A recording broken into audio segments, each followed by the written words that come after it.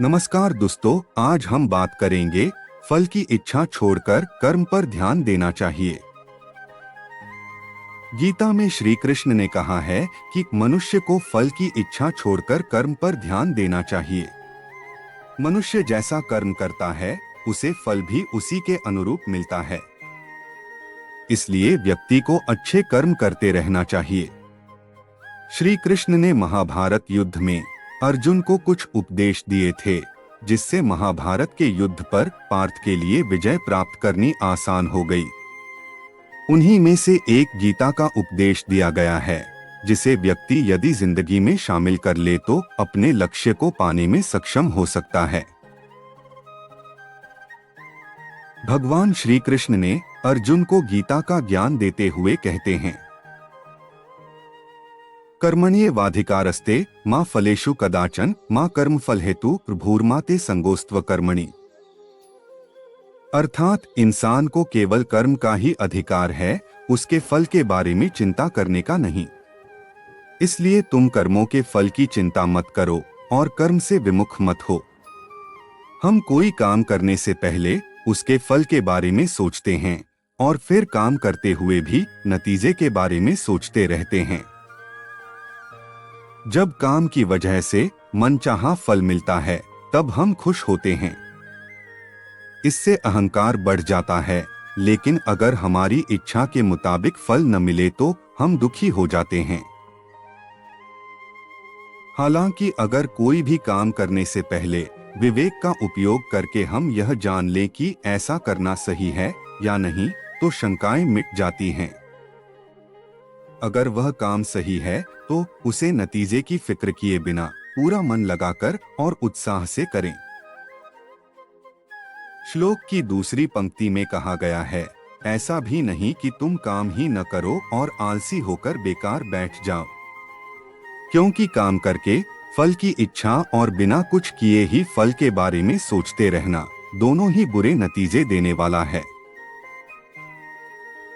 इसलिए फल की इच्छा के बिना काम करते रहो, क्योंकि इससे ही दुख सुख के बंधन से मुक्ति मिलेगी। भगवत गीता में श्री कृष्ण ने ऐसा क्यों कहा है कि कर्म करो फल की चिंता मत करो, जबकि मैं सोचता हूँ कि जब फल के बारे में पता होगा तभी तो आदमी कर्म करेगा। भगवत गीता में श्री कृष्ण ने ऐसा इसीलिए कहा कि कर्म करना प्रत्येक व्यक्ति का कर्तव्य है। जो व्यक्ति कर्म नहीं करता है, इसका मतलब है कि वह अकर्मण्य है तथा अपने कर्तव्य का पालन नहीं कर रहा है। तथा जो कर्तव्य का पालन नहीं करता है वह पाप का भागी होता है तथा वह अपने लक्ष्य की प्राप्ति नहीं कर सकता है। फल प्राप्ति होगी या नहीं, यह व्यक्ति के वश में नहीं है, किंतु कर्म करना उसके वश में है। कर्म करने में ही तेरा अधिकार है, फल पर नहीं। इस कथन का यही मतलब है कि तुम्हारा कर्तव्य मात्र कर्म करना है, ना कि कर्म के फल की आशा करना। फल मिलना या न मिलना तुम्हारे हाथ में नहीं है। कर्मण्येव अधिकारस्ते मा फलेषु कदाचन।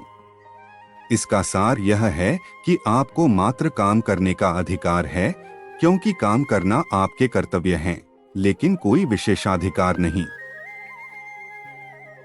आपको लगता है कि मैं काम क्यों करूं, महीने के अंत में मुझे जो चाहिए वो मिलेगा।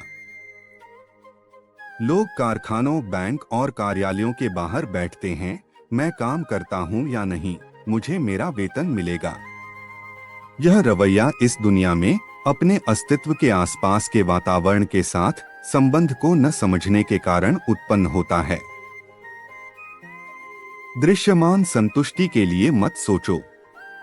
गीता आपको बताएगी कि तत्काल दिखाई देने वाली संतुष्टि बाद में दुख का स्रोत होगी।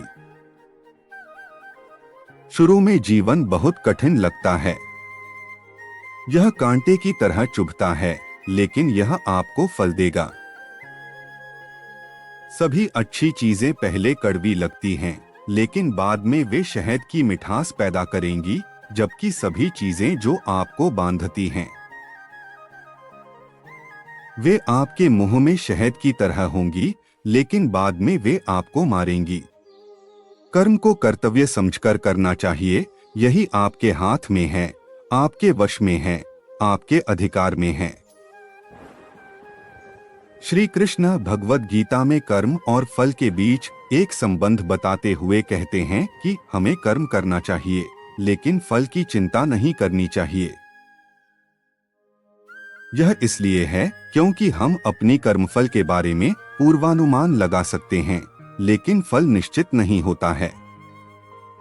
इसलिए फल की चिंता करना निरर्थक है और उससे हमें अत्यधिक चिंता और तनाव का सामना करना पड़ता है।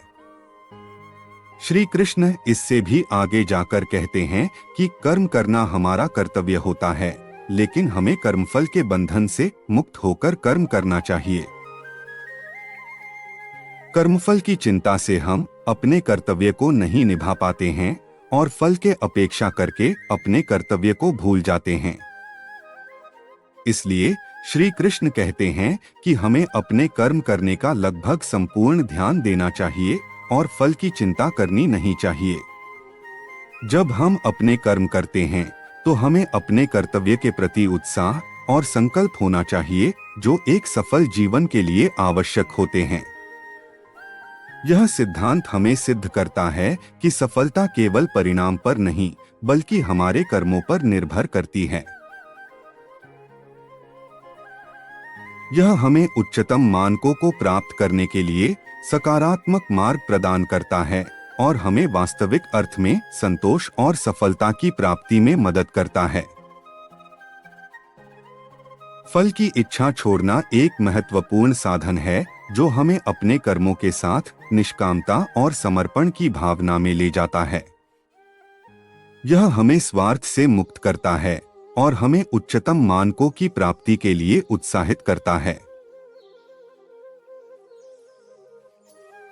जब हम फल की इच्छा को छोड़कर केवल कर्म के लिए ध्यान देते हैं, तो हमारे कार्य में सजगता, समर्पण और संयम की भावना आती है। कर्म पर ध्यान देना हमें विकास और सफलता के मार्ग में मदद करता है। जब हम सिर्फ अपने कर्मों पर ध्यान देते हैं, तो हमारा ध्यान अविचलित रहता है और हम सकारात्मक दिशा में अग्रसर होते हैं। हमारी ऊर्जा और सामर्थ्य का सही उपयोग होता है और हमारे कार्य में प्रगति होती है।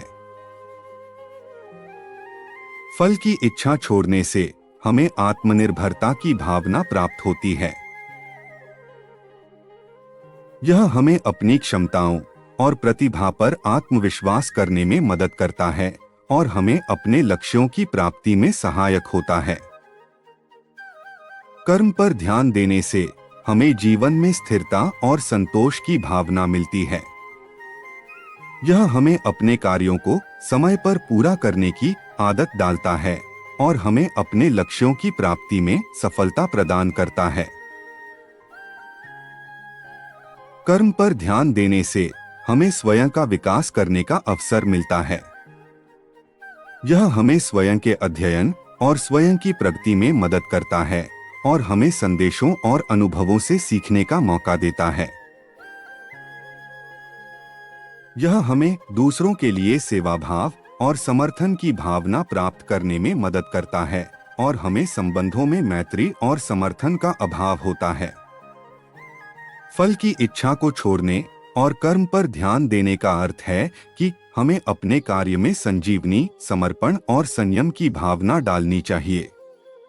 यह हमें सफलता के मार्ग में मदद करता है और हमें अपने लक्ष्यों की प्राप्ति में सफल बनाता है। ऐसी नई नई प्रेरणादायक मोटिवेशन स्पीच के लिए हमारे चैनल को सब्सक्राइब करना ना भूलें। अपना कीमती समय हमें देने के लिए आप सभी का तहे दिल से धन्यवाद।